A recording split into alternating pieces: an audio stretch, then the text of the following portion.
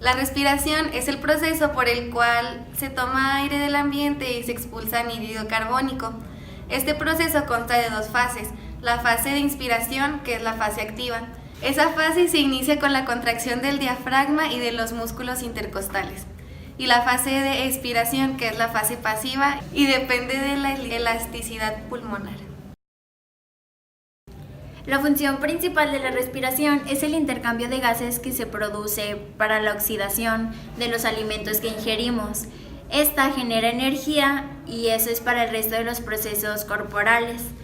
La presión alveolar decrece a menos 1 centímetro de agua y durante la expiración aumenta 1 centímetro. Esto es en total 0.5 litros de aire entre la inhalación y la exhalación de los pulmones. Aproximadamente dura 5 segundos. La ventilación alveolar es el proceso más importante de la respiración para la renovación constante de gases. Se determinan las concentraciones de oxígeno y dióxido de carbono. El PO2 es la presión parcial de dióxido de carbono y el PCO2 en la sangre arterial no cambian cuando haces ejercicio o algún tipo de esfuerzo. Los circuitos neurales básicos son el tallo cerebral para la generación rítmica automática de los movimientos respiratorios. También la corteza cerebral, el hipotálamo y el cerebro intervienen en la respiración voluntaria.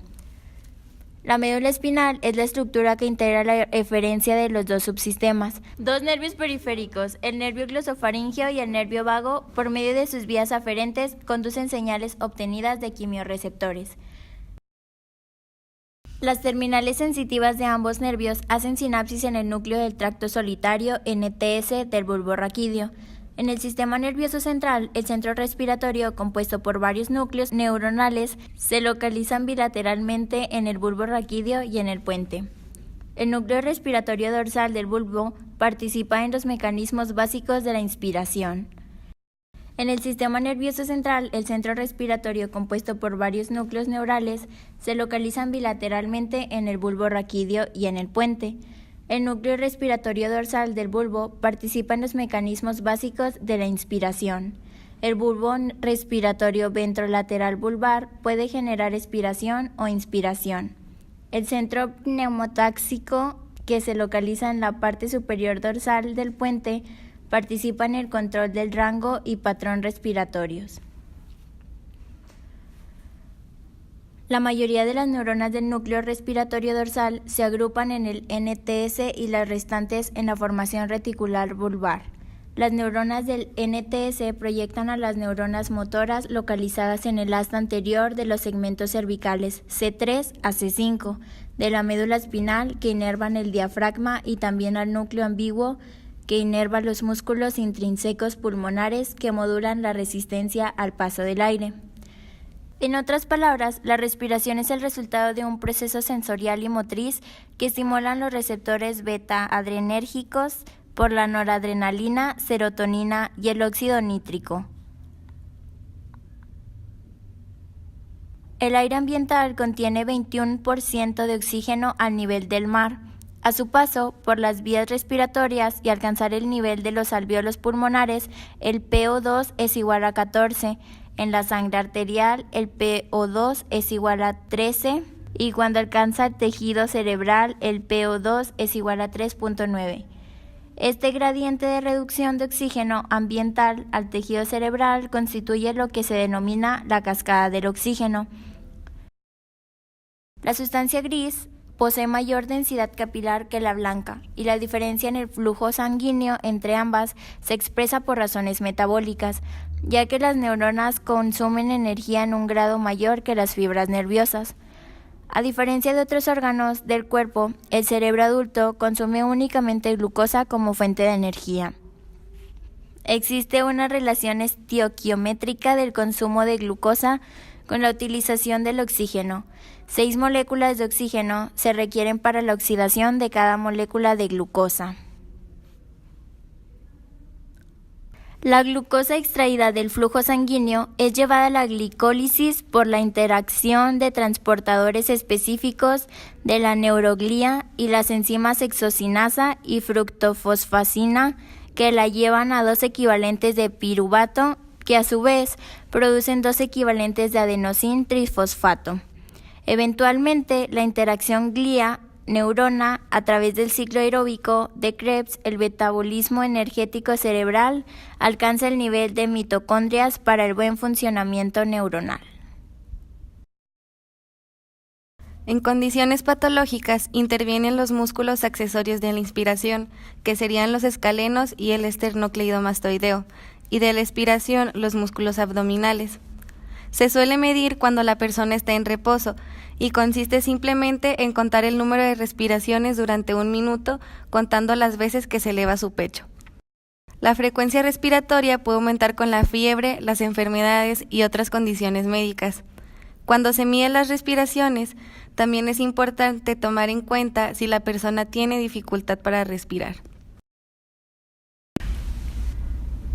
Factores que influyen: el ejercicio por aumento del metabolismo, el estrés, el ambiente cuando hay aumento de temperatura, el ascenso de grandes alturas debido a la disminución de la presión parcial, ya sea la tensión del oxígeno del aire ambiente, medicamentos que disminuyan la frecuencia respiratoria y obviamente la edad. Hay 2 tipos de respiraciones: torácica y toracoabdominal. La torácica es en la mujer y la toracoabdominal en el varón, ya que en la mujer no son necesarios los músculos abdominales como en el varón.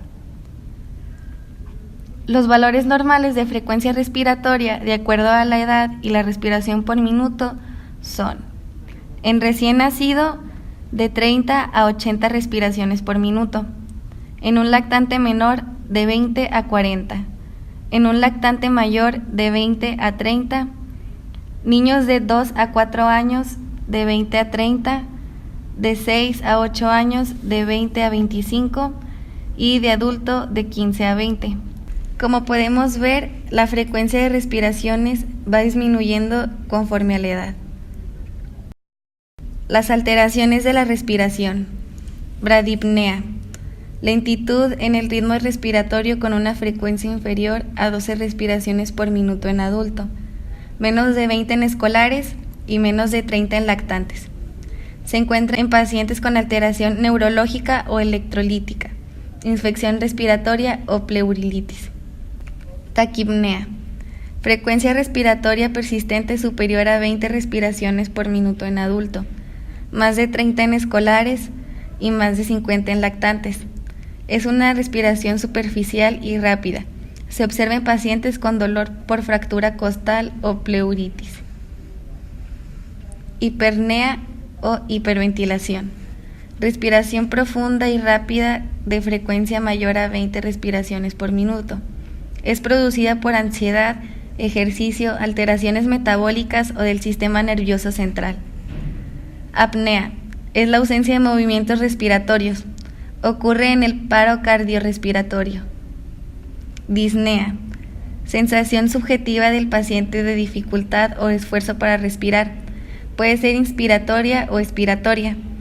La disnea inspiratoria se presenta por obstrucción parcial de la vía aérea superior y se acompaña de tirajes. La disnea expiratoria se asocia con estrechez de la luz. La disnea expiratoria se asocia con la estrechez de la luz de los bronquiolos y la expiración es prolongada como en los pacientes con asma bronquial y enfisema pulmonar. Tirajes. Indican obstrucción en la inspiración. Los músculos accesorios de la inspiración traccionan hacia arriba y atrás, aumentando el diámetro de la cavidad torácica. Ortopnea.